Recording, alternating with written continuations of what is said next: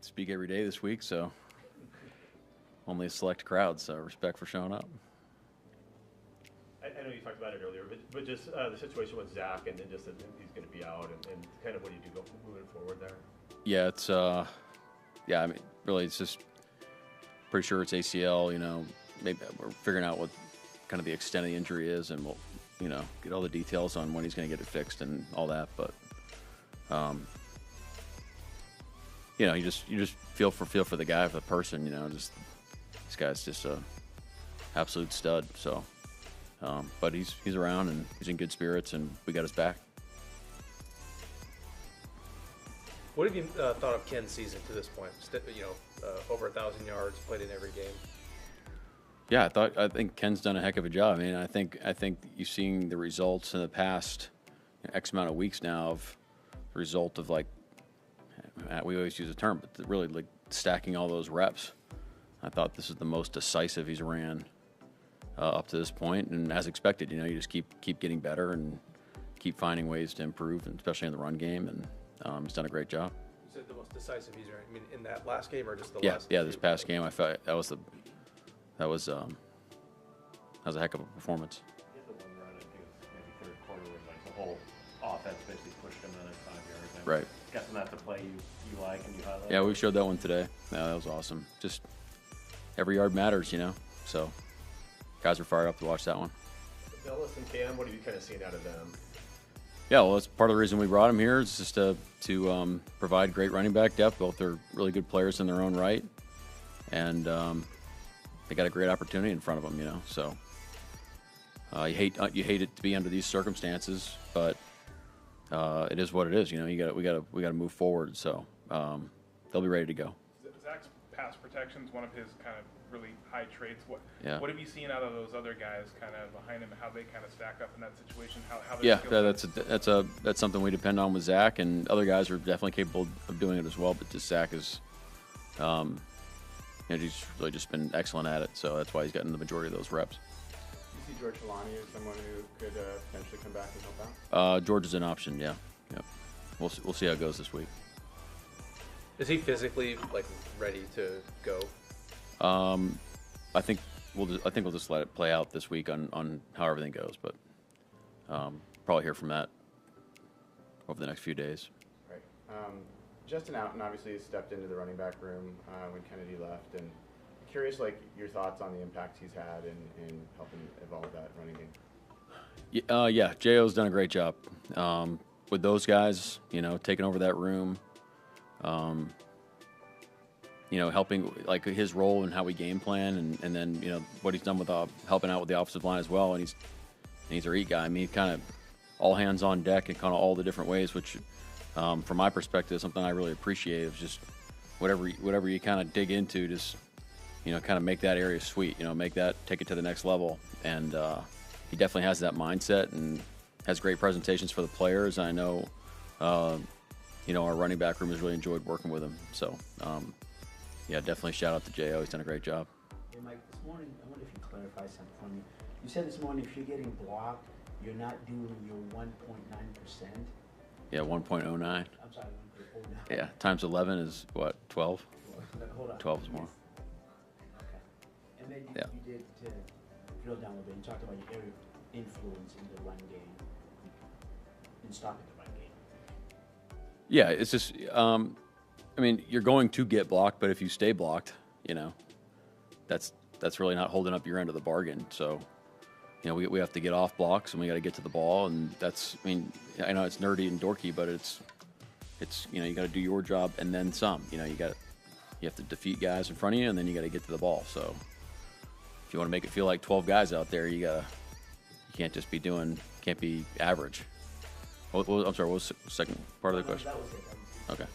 And then the way your players are able to channel their emotions and then bring it when they need to. Yeah. And just stay within your. Yeah, really proud of how we handled the game. The guys were poised. They're physical. They played extremely hard. It's exactly what we're looking for. So it was great. The guys did a phenomenal job. They've been doing a great job all year. Mike, what were your thoughts watching and keeping an eye on the Bears-Rams game yesterday? I didn't really it's just it's kind of, honestly, like, I'm like break down the game as it's going. Just like kind of tell myself the formation, what they're doing, what the situation, you know, kind of take like an academic approach to it, I guess. That's it, man.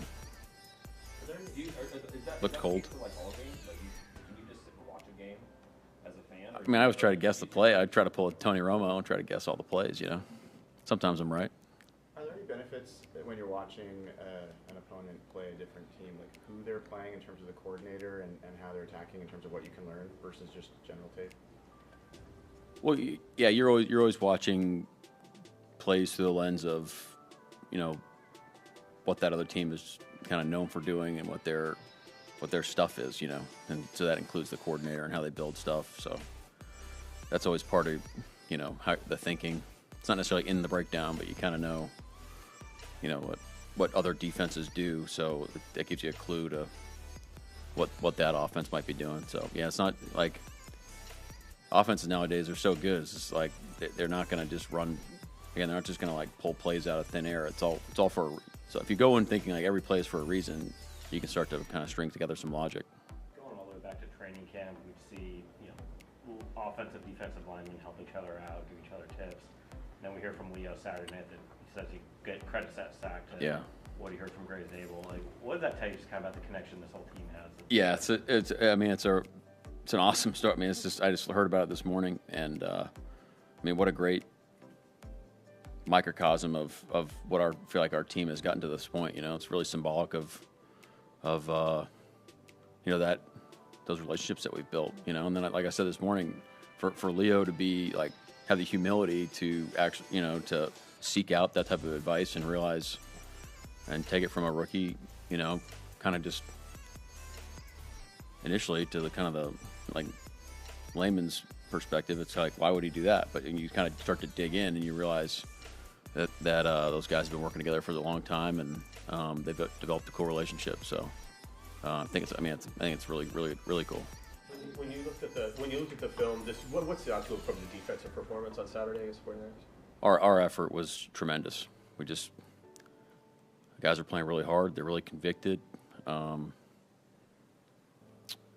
know, we played sound football, you know, which is imperative against that team, and probably we attacked the ball consistently. You know, I felt like the guys were very, very intentional on attacking the football, so that was great. That effort answer out of you week after week, but to be saying that about your defense in week 17, 18 playoff, right? What does that say about? Well, I don't think I'd be standing here right now talking to you guys if our team hasn't decided to play with that type of effort, and that's really all three phases. So that's a decision that they've made that they want to play to, and I think our coaching staff has done a great job of showing them why and you know, developing. You know, it's like I've said this before, but it's like, okay, I'll play hard, but like if I don't know what to do and how to do it and what's expected and have all the reps underneath me all the time and how it fits and where, you know, the guy next to me is going to be, it's really hard just to like run straight ahead into a wall and not really know all the context behind it. So you kind of have to have that understanding, so you can take great angles and take aggressive angles and know what to look at and know where, you know, all those things that let you, you know, play on time and so I think you're just looking at the result of just a ton of great stacked reps over the course of time. It's really that simple. Do you already have an idea of how you guys are going to balance keeping Sam sharp versus protecting him against, you know, re-injury or anything, or is that something you have to wait a couple days to figure out? Yeah, I think it's something we're just going to work through day to day on, you know, balancing, making sure we get enough reps at the proper tempo with the proper looks, you know, and getting Sam the reps that he needs. But I think that'll just be day to day right now.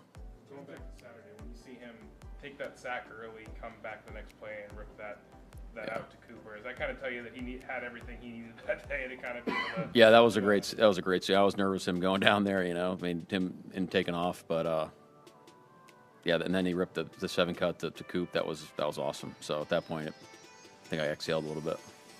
The practice of showing like plays that are shocking effort, you mentioned showing one of the coaching Ken. Did you do that last year too? Yeah. That's like, I don't know if I was a receiver, like I kind of want to know I think it'd be cool I think it's a great opportunity for the guys that don't really understand like how everything. Not that they don't understand, but like show how it all fits together, and show that those little things are big things to us. And the other person does a great job of that is Nico. You know, Nico comes up here. You know, we have fun ways to do it, like giving out belts and objects. We have all sorts of stuff we do, but like he's got a great energy to him. He comes up here at least twice a week. Guys love it. It's got great energy, and he's always highlighting, you know, those little things that go a long way. And we have a great time doing it. And I feel like it paints a great picture to the guys about what we're looking for and what matters. And he's really headed that up, and he's done a great job. When guys have talked about why you guys are here at this point in the year, they've mentioned that the expectation is clear of them. You know, every day. That seems to be one example. Do you think there are other examples you have of how you show guys what the expectation is every day? Man, I think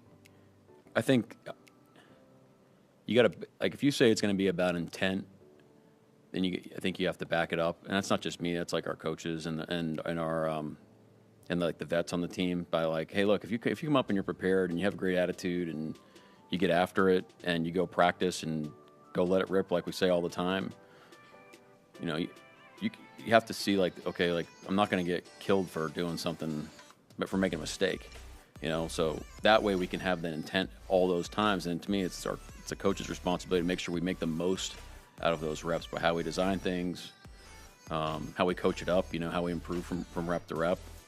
And I feel like as a team, we've done a great job of that. I know we've fallen short sometimes, and that's going to be inevitable, but as long as you realize it, you know, and then you kind of make it right, and nobody's all bent out of shape about it, you just say, hey, look, we realized it, you know, we screwed this up. All right, now what are we going to do to move forward? And, you know, it's no harm, no foul, and let's rock and roll from there. But I think it's just that consistent attitude from day to day. Jake Bobo had 2 catches all year during the regular season, a healthy scratch a few times, and a 3rd and 10, through a 16-yard catch. Yeah, it was a critical part of the game where we were able to finish that drive out and really not give an opportunity, a great opportunity at least, with the ball back and finishing with a touchdown. That was a critical play in that game, and that was a heck of a play. So, not surprised, you know, more just happy for him that, you know, the preparation met the opportunity and we made it happen. But decisive throw on Sam's part, great run after catch, and put us in position to really, you know, not be in jeopardy of getting doubled up at half. So that was big time. On your pregame radio show, you had a quote about, if I have it right, because I wasn't writing it down at the time, but about gratitude erases anxiety, I think is what you said. Something like that, yeah. I was just curious where you got that from. It's a Mike Gervaisism, you know. What is that? I'm getting coached too. Yeah. Yeah. You know, like, there's some study out there that he cites that's what it does, and it makes sense. You know, just count your blessings, and to not to worry as much. So that's a good life lesson as well. Yeah, but you kind of, it seemed like the contrast was making it this far, and sort of like, I guess the bigness of this could be something that could get you anxious or whatever. Yeah. I mean, that's a practice that I do. Is you look around, and, you know, you're worried about. Look, I'm guilty. Like, hey, they got this play, they got that play, we got to defend this, blah blah. And you walk in the locker room, you're like, we got some great players, and they're ready to go. You know, like, okay, I feel a little bit better now. So happens all the time. What does it do to a defense when the players take ownership in your see ball, get ball mentality? You talked about how you teach that. I think that's just a function of, look, if we can make it so it's simple and clear for the guys so they can go play the right way. You know, if you want me to go out there and you want me to do 7 things based off if the sky's blue or gray, and then if it's 70 degrees out or less, like, I don't know, I'm just going to be standing out there. But if you can put it in terms where I can go play the right way, and, you know, and it's different for different players, right? Some guys, it resonates more by giving them more detail and kind of getting into the weeds with them. Some guys, you know, they play their best ball when you just make it kind of a one-track mind and go wreck stuff, and that's how we choose to operate. On that note, Ernest Jones, what is he like in terms of what you're saying, processing and how much you give him and getting players in the right position? Well, he's got a lot on his plate, and he's really great at it. So, if he wasn't as good as he is, then we couldn't be doing some of the stuff that we're doing. So he's right there at the forefront. Given the way the division played out all the years, it almost feel like it was inevitable that this was going to be the path to potentially the Super Bowl to go through 2 NFC West teams. I just think it's cool how great our division is. You know, we really wouldn't want it any other way, honestly.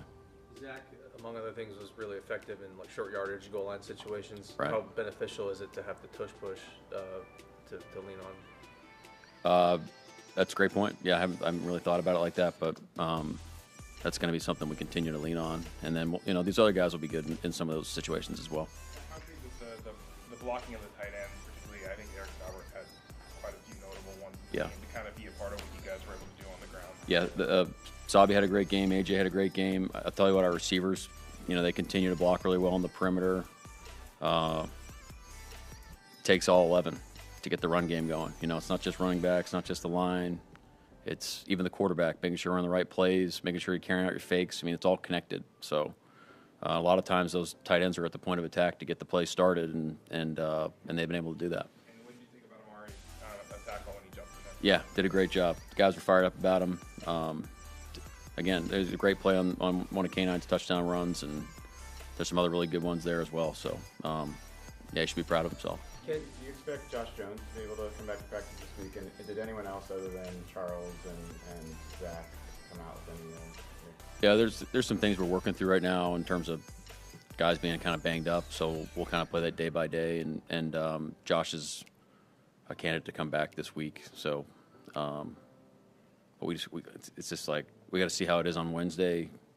If he's good enough to practice, great. If not, we got to move. You know, go to third. It's kind of where we're at right now. Ken told us over the summer, excuse me, that he had changed up some of his like eating and I think he said his sleep routines with an eye towards, you know, availability and all that. How have you seen that help him this season? Well, he's been. I mean, I know he's working through his foot at the beginning. You know, over the course of the off season, and that was frustrating for him because of the amount of work that he was putting in, and I think hopefully he realizes the dividends that's paid, that work that he's put in to really get himself in a good spot up to this point. Because what I've seen a guy that's he's gotten better throughout the season, you know. So you can't say that about all runners, and so that's a tribute to him and how he's taking care of his body. Does Charles need to see him practice to play? I wouldn't say necessarily, but I wouldn't say necessarily. Yeah. All right, thank you. Okay. Thank you. All right. Thank you.